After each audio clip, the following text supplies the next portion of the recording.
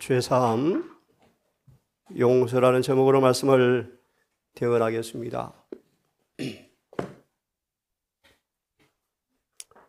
모든 사람의 죄를 범하였음에 하나님의 영광에 이르지 못하더니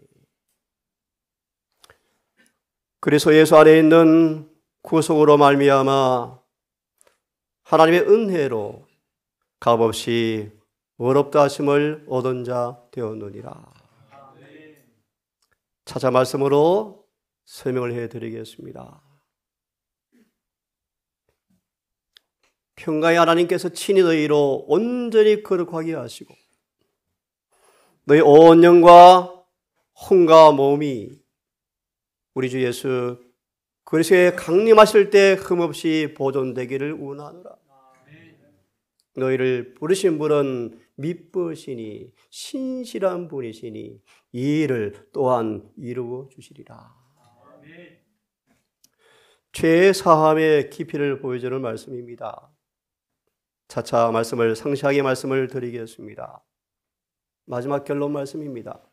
이제 오직 그리스도는 죄를 위하여 영원한 제사를 드리시고 하늘 우편에 앉으사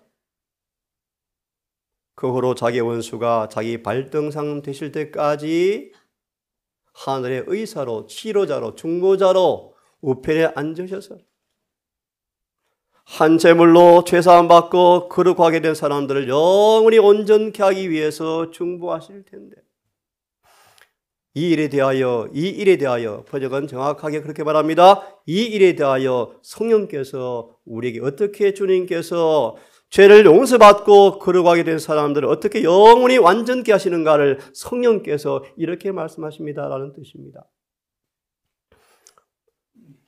그날 이후로 주님은 그들과 설 언약이 이것이라 하시고 내 법을 저희 마음에 두고 저희 생각에 내 법을 기록하라 하신 후에 저희 죄와 불법을 다시는 기억지 아니하리라. 왜요? 그들의 죄와 불법을 사해버리셨은즉 다시는 죄를 위하여 제사 드릴 것도 없느니라. 죄 사함의 시작과 원전과 끝을 말씀해 주는 성경 구절이었습니다.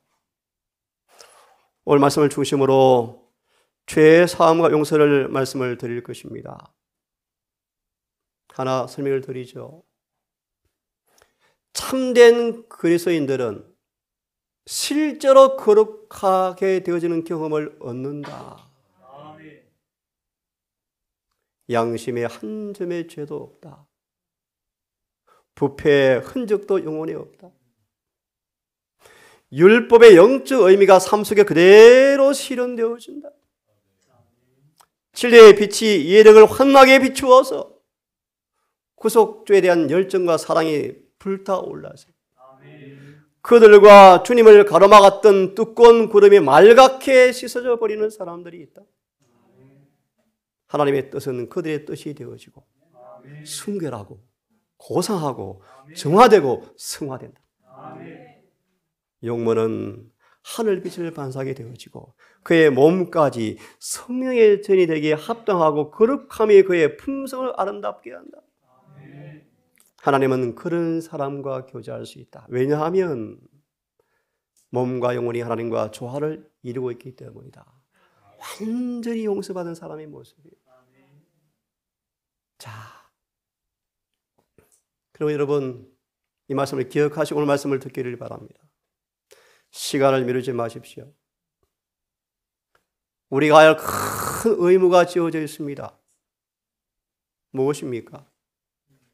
나의 죄가 용서를 받았는가? 반드시 이 답을 얻으시고 죽든지 살든지 하셔야 합니다. 내 죄짐을 지시는 주님께서 나의 죄를 가져가셨는가? 내 죄가 정말 주님이 가져가셨는가? 매일의 제사를 통하여 내 죄가 실제로 주님께로 옮겨졌는가? 그리하여 나는 예수 그리스도의 의로 정결케 된 깨끗한 마음을 소유하고 있는가? 이런 경험을 하지 못한 사람들은 재난이 올 때 피난처가 없을 것이다.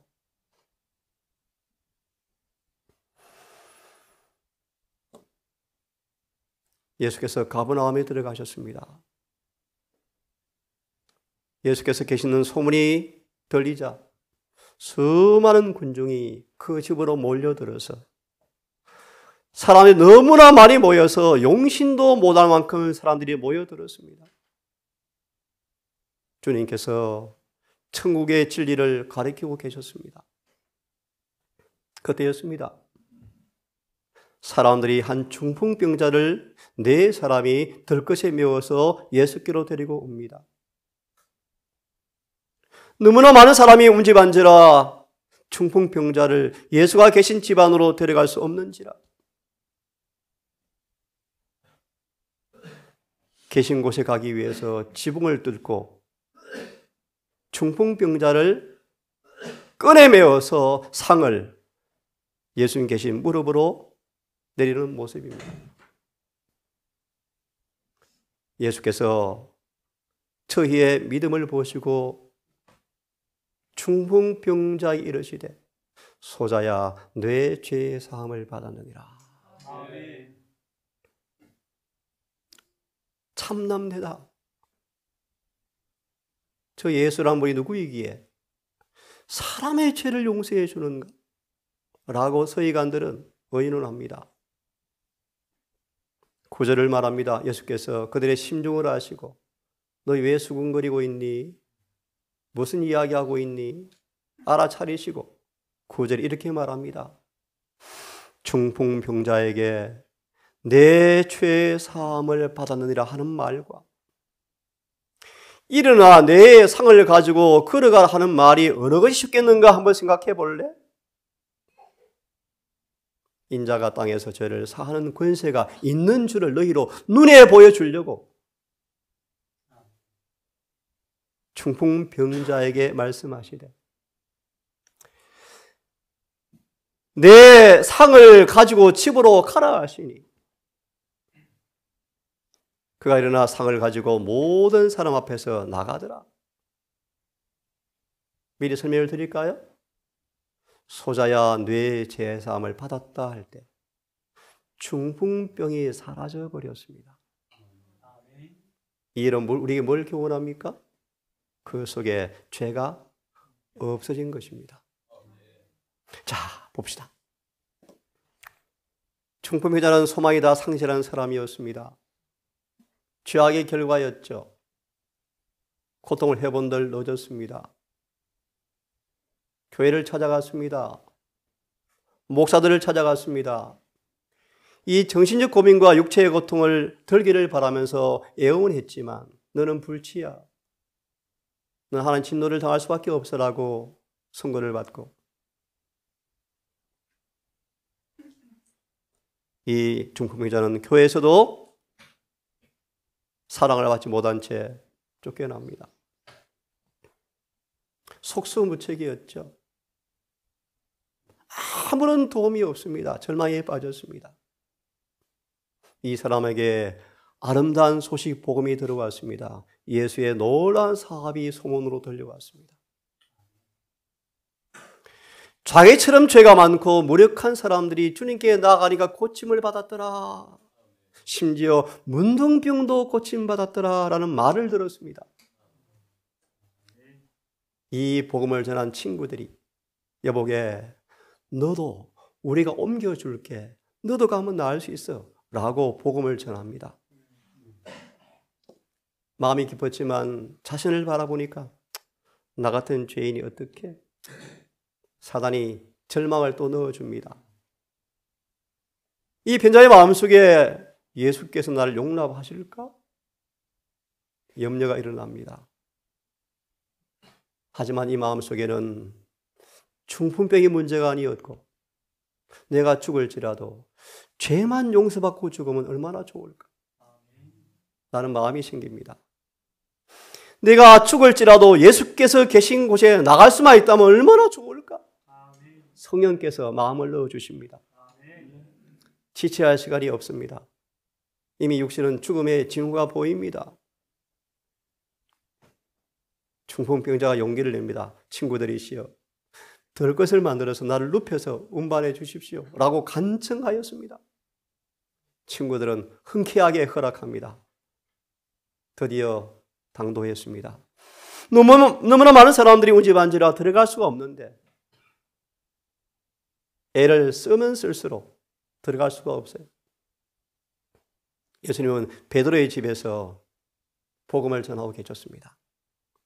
생략합니다. 이때 여러 번 시도하였지만 헛수고로 끝날 때 이 병자는 너무 고통스러웠고 주의를 바라보는데 도움이 없죠. 성령께서 놀라운 마음을 심어주십니다.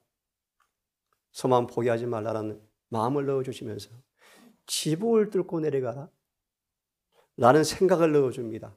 누가 넣어준 생각이라고요? 성령이세요. 성령. 그 놀라운 사실을 보세요. 한참 주님이 설교를 하시는데 지붕이 빵꾸가 나면서 한 사람이 내려오는데 설교는 중단되었고 주님은 신음하는 중풍병자를 바라보시면서 그가 탄원한 그 눈빛을 알아보셨죠.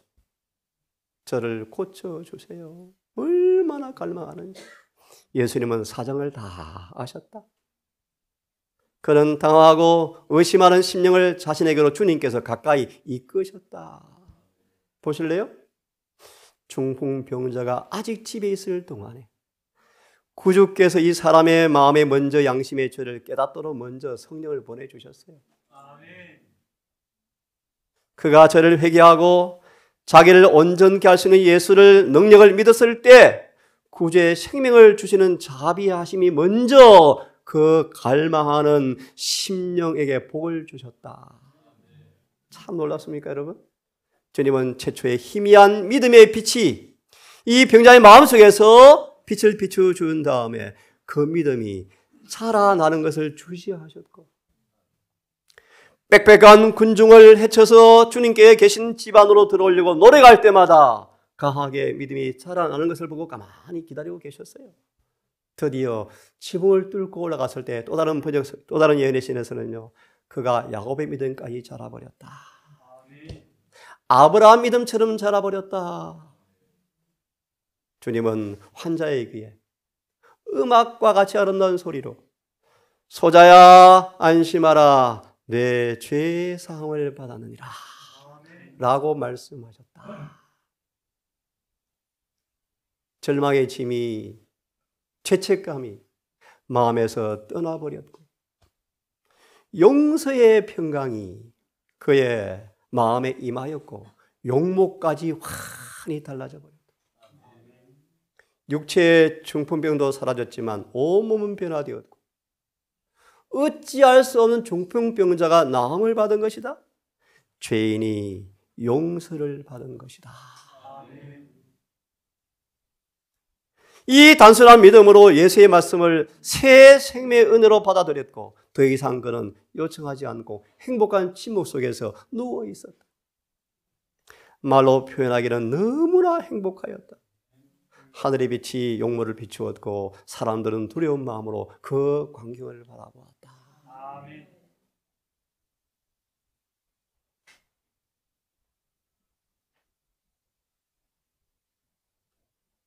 죄 사함을 얻게 하는 회개의 침례를 전파하면서 회개하라 천국이 가까웠다고 요한이 설교합니다. 죄 사함을 얻게 하는 회개의 침례를 전파하더라. 베드로는 말씀하시기를 회개하여 각각 예수 그리스도 이름으로 침례를 받고 죄 사함을 얻으라. 그리하면 성령을 선물로 받을 것이라. 죄 사함은 유대 예루살렘에서 시작하여서 모든 족속 우리에게까지 전파되었습니다. 누구든지 회개하여 죄 사함 받고 침례를 받아라.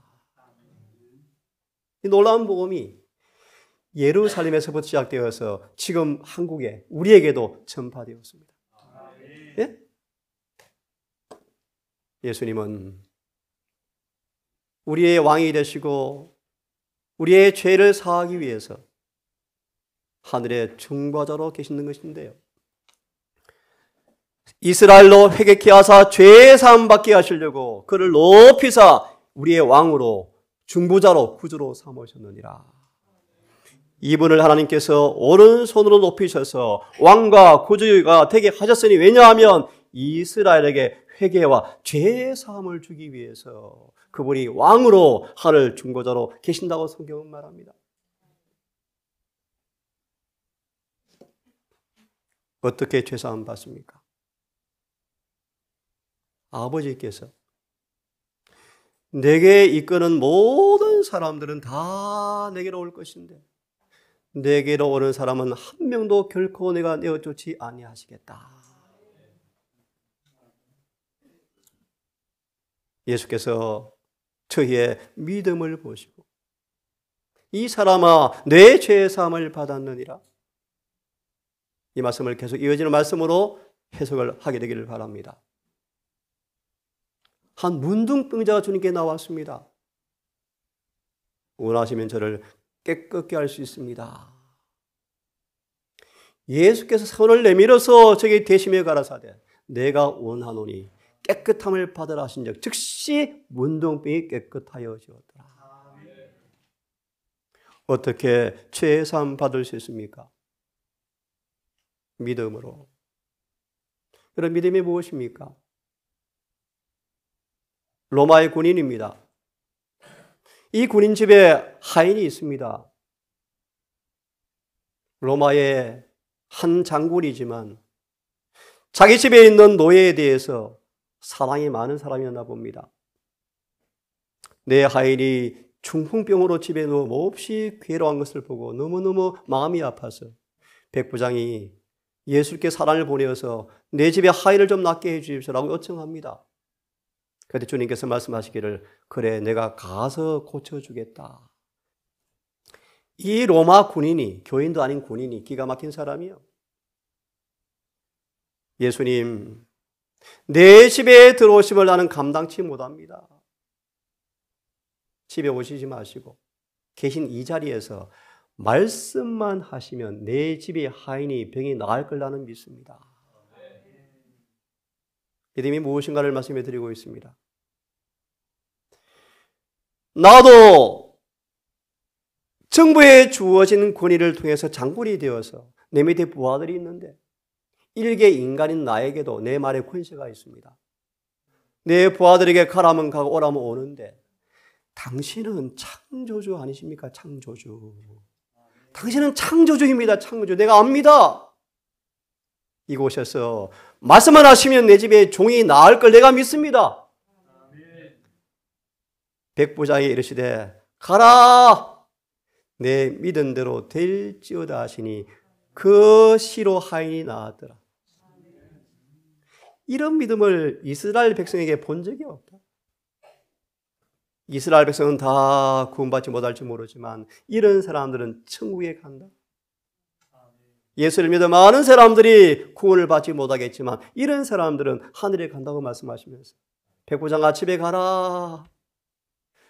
주님께서 입에서 가라 내 하인이 나았다라고 말하는 바로 그 시간에 집에 있는 하인이 병이 나았다. 어떻게 죄 사함 받습니까? 믿음으로 받습니다. 믿음이 무엇입니까? 믿음은 철저히 말씀에 근거합니다. 주님께서 말씀하셨습니다. 살인과 간음을 범한 다윗도 하나님께서 확실한 은혜를 주시는데 이것은 영원한 변하지 않는 약속이다. 어떤 죄인도 중심으로 회개하면 다윗에게 주어진 확실한 은혜처럼 모든 사람의 죄를 내가 용서해 주겠다고 그분께서 약속하셨습니다. 보실래요? 우리의 죄가 주홍 같을지라도 눈과 같이 이어질 것이고 진홍같이 붉을지라도 양털같이 되겠다고 약속하셨습니다. 우리의 죄가 빽빽한 구름처럼 사라진 것처럼 안개가 없어지는 것처럼 우리의 죄를 용서해 주겠다고 약속하셨습니다. 그분께 회개하고 돌아오라고 말씀하십니다. 거듭 말합니다. 어떻게 용서받습니까? 그분이 약속하셨습니다. 우리가 저를 자백하면 신실한 분께서, 한 번도 거짓말을 하지 않은 분께서 죄를 진심으로 자백하면 그 죄를 사해 주시겠다. 모든 불의에서 깨끗게 하시겠다고 그분이 약속하셨습니다. 나는 나를 위하여 내 허물을 도말하는 자니 내 죄를 기억지 아니하리라. 나로 너의 죄가 기억나게 하고 서로 이야기 좀 하자. 너는 내 일을 말하여 의의를 나타나게 만들어주겠다. 뒷부분은 좀 더 설명하겠습니다. 여러분, 어떻게 용서받습니까? 그분께서 누구든지 돌아오면, 누구든지 회개하고 돌아오면, 누구든지 죄를 진심으로 자백하면 용서해 주시겠다고 그분이 약속하셨습니다. 어떻게 믿음이 생깁니까? 어린 양을 바라보라고 말씀하십니다. 상처 입고 죄로 오염되었습니다. 수단 비누와 잿물로도 씻을 수 없죠.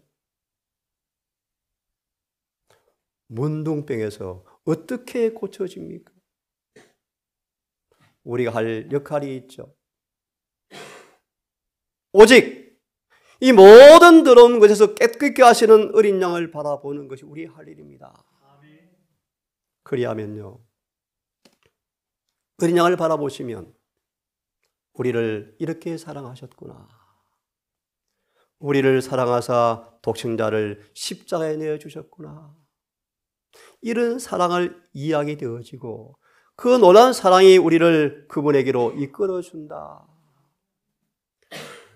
그럴 때 그분을 못 받게 한 죄를 드러내어서 성령께서 문을 두드리실 때 주님을 십자가에 못 박게 한 자를 회개시키도록 인도하신다.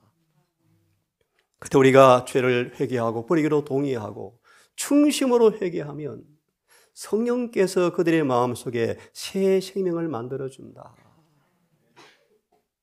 이제는 사상과 욕망까지 절겨 주님의 뜻에 순종하는 사람으로 만들어지고 모든 걸 자기에게 복종하시는 그분에게 복종함으로 그분의 품성처럼 새로 우리가 닮는 사람으로 만들어진다. 그때 율법이 마음에 기록되어지고 그들은 하나님이여 내가 죄의 뜻 법을 지키는 것이 얼마나 즐거운지요 라고 고백하게 되어진다. 더 깊이 바라봅니다. 어떻게 회개가 일어납니까? 이렇게 주님을 바라보면 어린 양을 바라보면 주님께서 마치 내 독자가 죽은 것처럼 슬퍼하면서 죄에 대해서 슬퍼하는 마음을 만들어주겠다. 다시 말하면 회개를 선물로 주시겠다. 아멘. 여러분, 사랑하는 독자가 죽었을 때 얼마나 슬플까요? 그런 마음으로 우리가 죄를 뉘우치도록 은총과 강구하는 마음을 넣어주겠다. 마치 중풍병자의 마음속에 은총과 강구하는 마음을 만들어주신 것처럼 우리가 주님을 바라볼 때, 어린 양을 바라볼 때 이런 회개의 마음을 주시겠다고 그분이 보증하셨습니다. 그렇습니다. 회개는 선물입니다. 용서도 선물입니다. 십자가의 사랑을 보여주심으로 우리의 마음이 부드러워지고 그분이 왜 죽으시는가에 대한 깊은 인상을 남기면서 마음속 영감을 주어서 자복하고 회개하게 하신다. 이런 은혜가 모두의 마음속에 성령을 통하여 이루어지기를 바랍니다. 예수님은 당신을 믿음으로 받는 모든 사람들을, 회개하는 사람들을 영혼에게 입혀주시기 위해서 자신의 의의 예복을 준비해 놓으셨다. 여러분, 용서가 무엇인가를 말씀하는 구절인데요. 차차 봅시다. 세상의 죄를 지신 어린 양을 바라보면 우리가 그분의 법을 범하고 살았구나. 이걸 깨닫게 되어지고 그 죄를 뉘우치고 자복할 때 주님은 이 죄를 제거할 수 있기 위해서 십자가에 돌아가신 것이다.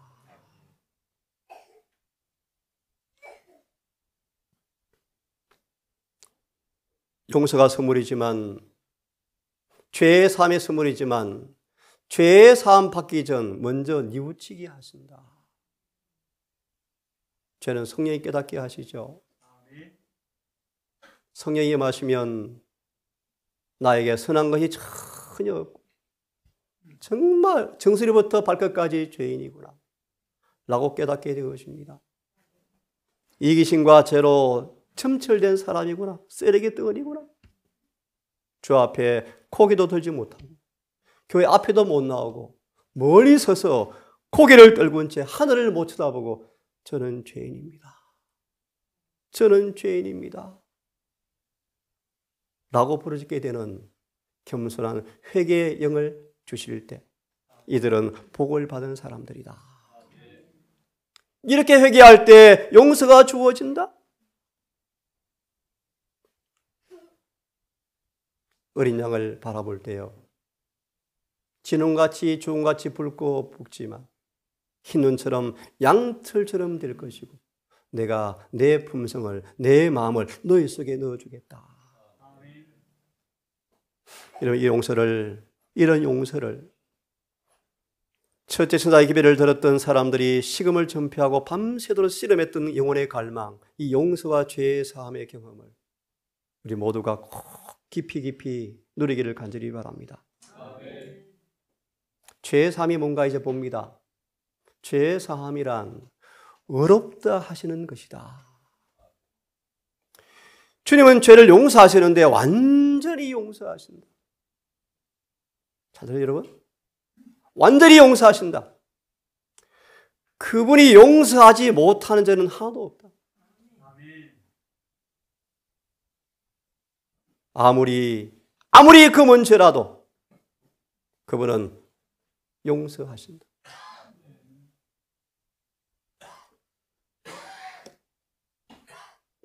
나는 죄인이구나 라는 마음이 사무치도록 마음에 느껴질 때 중풍병자처럼 문둥병자처럼 구직교로 달려간다.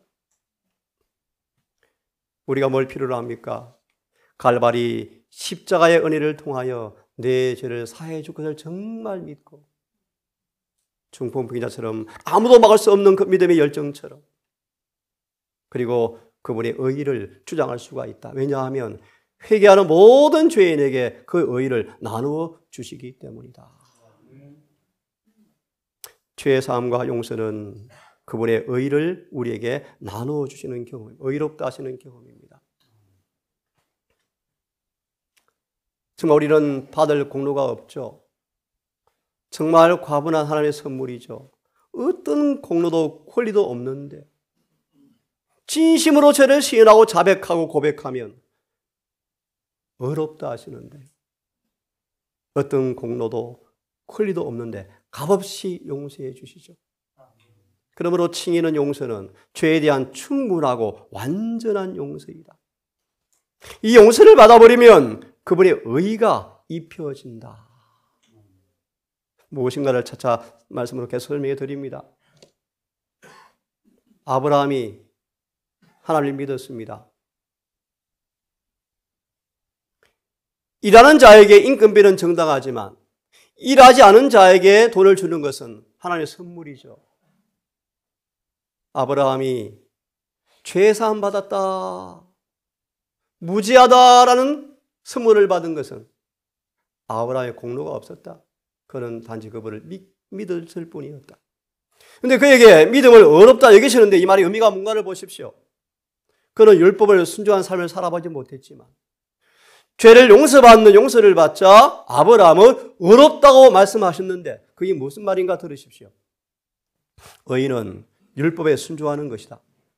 율법은 의의를 요구하고 죄인은 율법에게 이 빚을 갚아야 하는데 이제 비로소 이 죄인이 이 율법의 빚을 치를 수 있게 되었다.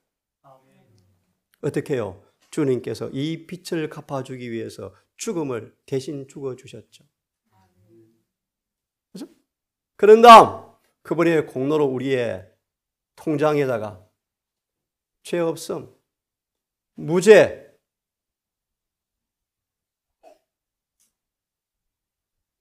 그리고 그분의 의가 우리의 계정에 그대로 기록되어져요. 회개하는 영혼을 받으시고 용서하시고 마치 죄를 범하지 않고 살아도 의인처럼 우리를 대우하신다. 한 번도 죄를 범하지 않은 사람처럼 대하시고 우리를 사랑하신다. 이것이 바로 믿음의 말미암은 용서, 의를 의미한다. 하늘 장부에 머리털보다 많은 죄의 기록을 깨끗이 용서하시고 그 계정에 흠도 점도 없는 주님의 30년간 살았던 의가 대신 기록되어진다 뜻입니다. 그분의 의가 내 의가 되는 것입니다. 이것이 뭐요? 용서입니다. 용서. 이것이 칭의라는 것입니다. 그래서 말합니다. 마치 우리는 한 번도 죄를 범하지 않은 사람처럼 하나님께 간합받는다. 이게 뭐요? 용서다. 기억하십시오. 용서란, 죄 사함이란 한낱 과거의 기록을 지우는 정도가 아니다. 마음으로 따라하십시오. 실제로 인간 안에 일어나는 변화이다. 죄 사함 받았다고 말씀했을 때 단순히 죄를 용서해 주는 그 의미를 넘어서서 실제로 마음속에 변화가 일어나 버린다. 어떤 변화요? 인간 안에 완전한 변화가 일어나서 율법과 조화가 되어버린다. 이 놀라운 어렵다 하심, 용서의 진정한 경험이 여러분 속에 정말 일어나기를 간절히 바랍니다. 용서는 단순히 죄에서 면제해 주는 것이 아니라 죄를 용서하는 정도가 아니라 죄에서 완전히 돌아서게 한다. 마음까지 변화시켜 버리셔서 사랑이 흘러나오게 만들어준다.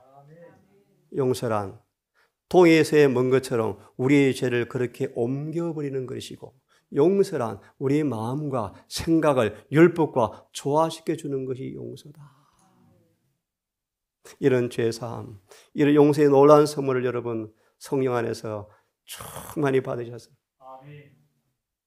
중풍병자처럼 하늘이 임해버렸습니다. 제가 너무너무 좋아하는 말씀이요. 죄인이 용서를 받은 것이었다.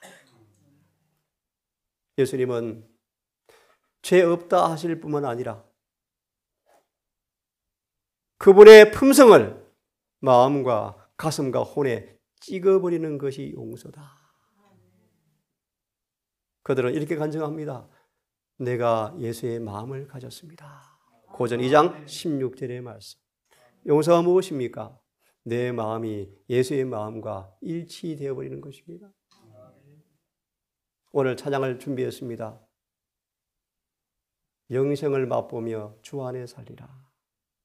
영생을 맛보는 비결을 하나 소개합니다. 예수의 마음이 내 마음이 되어지면, 좀 어렵게 표현합니다. 죄 없는 예수의 의가 내 품성이 되어지면 영생이 맛봐집니다. 죄 없는 삶이 영생이죠. 죄 깨끗해진 삶이 영생이죠. 용서를 받게 되어질 때 내 마음과 가슴과 혼에 예수의 품성이 찍히는 것이 용서다. 칭의다. 이때 하늘 생명책 이름이 기록되어지는 것입니다. 예레미야 31장 33절 34절의 말씀이요. 결론만 읽겠습니다. 내가 그들의 죄를 사하고 다시는 죄를 기억지 아니하리라. 어떤 말씀인가?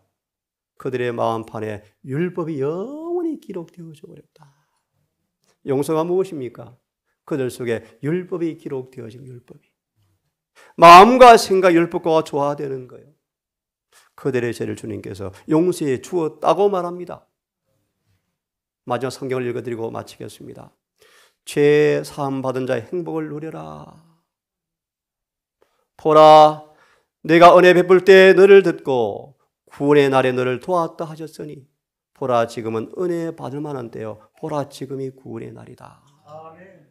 그러므로 여러분 다윗처럼 이런 노래가 여러분의 삶의 경험으로 울려 퍼지기를 바랍니다. 아멘. 어떤 노래인 줄 아시죠? 허물의 사함을 얻고 그 죄가 가려진 사람은 복이 있습니다. 마음에 간사가 없고 이와 같게 정죄를 당치 않은 사람들은 복이 있습니다. 성령께서 죄를 보여줌에도 죄를 고백하지 않을 때 내 뼈가 상할 정도로 고통스러웠고 나를 회개시키려고 성령께서 계속 역사하시면서 마음을 죄책감을 불어넣어 줄 때 내 진액이 화하여 여름에 가물에 마른같이 말라버렸습니다. 이제 내가 이르기를 허물을 여호와께 자복하고 숨기지 않고 죄를 고백하였더니 주께서 내 죄를 사하셨나이다. 죄 사함은 단순 명료합니다. 정말 그분을 믿으시고 내 죄를 사할 것과 죄에서 깨끗할 걸 정말 믿으시고 고백하고 자백하고 중심으로 그분께 아뢰면 내 죄를 사하여 주십니다. 무릇 경건한 사람들은 주를 만날 기회를 타서 주께 기도할지라. 이렇게 죄를 용서받은 사람들은 홍수가 범람할지라도, 오늘 계시록 12장 보았습니까?